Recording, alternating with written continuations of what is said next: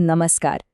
ક્યારે એવો વિચાર આવ્યો છે કે આપણા અંગત જીવનમાં એટલે કે લગ્ન, વારસો અને પરિવાર જેવા નિર્ણયો પાછળ કાયદાનું આખું માળખું કેવી રીતે કામ કરતું હશે? તો ચાલો આજે આપણે ભારતીય કૌટુંબિક કાયદાની આ જટિલ પણ એટલી જ રસપ્રદ દુનિયામાં એક સફર પર નીકળીએ. અને હા, આ કોઈ સૂકા કાયદાકીય વિશ્લેષણ નથી, બિલકુલ નહીં. આ તો એ નિયમોની વાત છે જે આપણા સંબંધોને એક ચોક્કસ આકાર આપે છે. તો આ સફરની શરૂઆત જ એક બહુ જ મૂળભૂત સવાલથી કરીએ. રોજબરોજના જીવનમાં કાયદો આપણા પારિવારિક સંબંધોને કેટલી ઊંડાઈથી સ્પર્શે છે? આમ તો આ સવાલ જ આપણી આખી ચર્ચાનો પાયો છે. કેમ કે આપણે માનીએ છીએ ને, એના કરતાં કાયદો આપણા જીવનની ઘણી નજીક છે.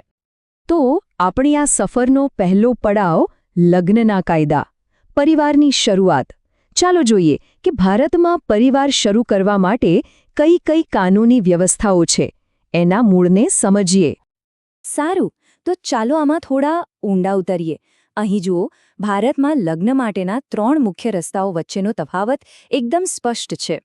એક તરફ છે હિન્દુ મેરેજ એક્ટ, જે લગ્નને એક પવિત્ર સંસ્કાર માને છે. બીજી તરફ મુસ્લિમ પર્સનલ લો, જે લગ્નને એક પ્રકારનો સામાજિક કરાર એટલે કે નિકાહ તરીકે જુએ છે. અને પછી આ બંનેથી એકદમ અલગ એ છે સ્પેશિયલ મેરેજ એક્ટ, જે કોઈ પણ ધર્મ કે જાતિના બંધન વગર બધા જ ભારતીયો માટે એક સેક્યુલર એટલે કે બિનસાંપ્રદાયિક વિકલ્પ પૂરો પાડે છે. ચાલો, હમણાં જે વાત કરી એના પરથી જ એક નાનકડો સવાલ. હિન્દુ લગ્ન અધિનિયમ 1955 હેઠળ લગ્ન કરવા માટે પુરુષની ઓછામાં ઓછી ઉંમર કેટલી હોવી જોઈએ? વિચારો જોઈએ. અને સાચો જવાબ છે 21. હા, 21 વર્ષ. અને જુઓ, આ ખાલી એક આંકડો નથી.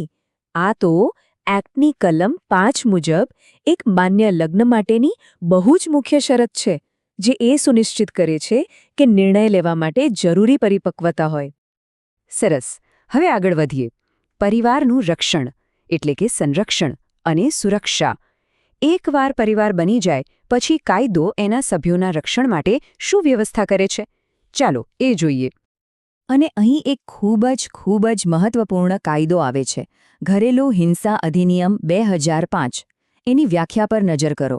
કોઈ પણ કૃત્ય, અવગણના કે વર્તન જે શારીરિક, માનસિક, યૌનિક કે આર્થિક નુકસાન પહોંચાડે. એટલે કે આ કાયદો ખાલી શારીરિક મારઝૂડ સુધી સીમિત નથી, એ માનસિક ત્રાસ અને આર્થિક શોષણને પણ આવરી લે છે. આ બહુ મોટી વાત છે. અને આ કાયદા વિશેની સૌથી રસપ્રદ વાત એ છે કે એનો વ્યાપ કેટલો મોટો છે. જુઓ, એ શારીરિક, માનસિક, આર્થિક અને યૌન શોષણ બધું જ કવર કરે છે. અને એટલું જ નહીં, એ ફક્ત પરિણીત સ્ત્રીઓને જ નહીં, પણ લિવ ઇન રિલેશનશિપમાં રહેતી મહિલાઓને પણ સુરક્ષા આપે છે. ખરેખર આ એક બહુ જ પ્રગતિશીલ પગલું કહી શકાય. અને પછી આવે છે આ કેસ, 1985નો ઐતિહાસિક શાહબાનો કેસ. આ એક એવો ચુકાદો હતો જેણે આખા દેશમાં એક મોટી ચર્ચા શરૂ કરી દીધી. એણે એ વાત સ્પષ્ટ કરી કે ધાર્મિક કાયદાઓ તો છે જ, પણ એનાથી ઉપર સેક્યુલર કાયદા હેઠળ પણ છૂટાછેડા લીધેલ મુસ્લિમ મહિલાને ભરણપોષણનો પૂરો અધિકાર છે. હવે એક વાત સમજવા જેવી છે. કૌટુંબિક કાયદો કોઈ પથ્થર પર કોતરેલી લકીર નથી. એ સ્થિર નથી. એ સમય સાથે વિકસે છે, બદલાય છે. તો હવે આપણે એવા જ કેટલાક ક્રાંતિકારી ફેરફારો અને ચુકાદાઓ જોઈશું જેણે અધિકારોની વ્યાખ્યા જ બદલી નાખી. અહીં હિન્દુ ઉત્તરાધિકાર કાયદાની સફર પર એક નજર કરીએ. 1956માં આ કાયદો બન્યો, પણ અસલી બદલાવ આવ્યો 2005માં એક ઐતિહાસિક સુધારા સાથે. અને આ સુધારા પછી શું થયું? દીકરીઓને પણ પૂર્વજોની મિલકતમાં જન્મથી જ દીકરાઓ બરાબરનો હક મળ્યો. લિંગ સમાનતાની દિશામાં આ એક ક્રાંતિકારી પગલું હતું. ચાલો વધુ એક મહત્વપૂર્ણ કેસ જોઈએ. આ કેસે પણ સમાજની કેટલીક પરંપરાગત માન્યતાઓને કાયદાકીય રીતે પડકારી હતી. ગીતા હરિહરન વિરુદ્ધ આરબીઆઈ કેસ આ કઈ બાબત સાથે જોડાયેલો છે? બિલકુલ. આ કેસનો ચુકાદો એ હતો કે બાળકના કુદરતી વાલી ફક્ત પિતા જ નહીં, માતા પણ હોઈ શકે છે. આ ચુકાદાએ વાલીપણાની જે જૂની ધારણા હતી ને, એને તોડી નાખી અને માતાને એક સમાન દરજ્જો આપ્યો. કાયદો ફક્ત અધિકારો આપે છે એવું નથી, એ કેટલીક પ્રથાઓને ગેરકાયદેસર પણ ઠેરવે છે. જેમ કે અહીં જુઓ, સરળા મુદ્ગલ કેસમાં સુપ્રીમ કોર્ટે સ્પષ્ટ કર્યું કે ફક્ત બીજા લગ્ન કરવા માટે ધર્મ બદલવો એ માન્ય નથી અને એવી જ રીતે ત્વરિત ટ્રિપલ તલાકની જે પ્રથા હતી એના પર 2019માં કાયદા દ્વારા પ્રતિબંધ મૂકવામાં આવ્યો. અને હવે આપણી આ સફરના અંતિમ પડાવ પર આવીએ છીએ, વારસાની વ્યવસ્થા, એટલે કે વારસો અને વહેંચણી.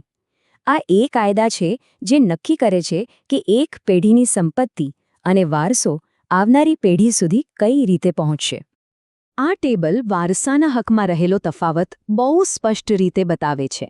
જુઓ, 2005ના સુધારા પછી હિન્દુ ઉત્તરાધિકાર કાયદા હેઠળ દીકરા અને દીકરી બંનેનો હિસ્સો સમાન છે, જ્યારે મુસ્લિમ પર્સનલ લો હેઠળ વહેંચણીના નિયમો અલગ છે, જ્યાં સામાન્ય રીતે દીકરાનો હિસ્સો દીકરી કરતાં બમણો હોય છે. એ જ રીતે હિન્દુ દત્તક અને ભરણપોષણ અધિનિયમ પણ એક સ્પષ્ટ કાયદાકીય માળખું આપે છે. એ દત્તક કોણ લઈ શકે, એની શરતો શું છે, એ બધું નક્કી કરે છે. અને મહત્વની વાત એ છે કે દીકરો હોય કે દીકરી બંનેને દત્તક લઈ શકાય છે. સાથે જ આ કાયદો પત્નીના ભરણપોષણના અધિકારને પણ રક્ષણ આપે છે. તો આપણી આ આખી સફરનો સાર શું નીકળે છે? પહેલી વાત, ભારતીય કૌટુંબિક કાયદો એ કોઈ એક કાયદો નથી, પણ પર્સનલ અને સેક્યુલર કોડ્સનું એક વૈવિધ્યસભર મિશ્રણ છે. બીજું, સમય સાથે આ કાયદાઓ ખૂબ વિકસ્યા છે, ખાસ કરીને મહિલાઓ અને બાળકોના અધિકારોને વધુ મજબૂત બનાવ્યા છે. ત્રીજું, મહત્વના ચુકાદાઓએ જૂના કાયદાઓને આધુનિક બનાવવામાં મોટો ભાગ ભજવ્યો છે. અને સૌથી અગત્યનું, આ કાયદાઓને સમજવા એ પરિવારમાં પોતાના હકોનું રક્ષણ કરવા માટે ખૂબ જ જરૂરી છે. અને આ સફર આપણને અંતમાં એક મોટા અને વિચારવા જેવા સવાલ પર લાવીને ઊભા રાખે છે. શું ભારતમાં દરેક માટે એક જ કૌટુંબિક કાયદો હોવો જોઈએ? આ એ સવાલ છે જે આજે ભારતમાં કૌટુંબિક કાયદાના ભવિષ્યને લઈને થતી ચર્ચાના બિલકુલ કેન્દ્રમાં છે.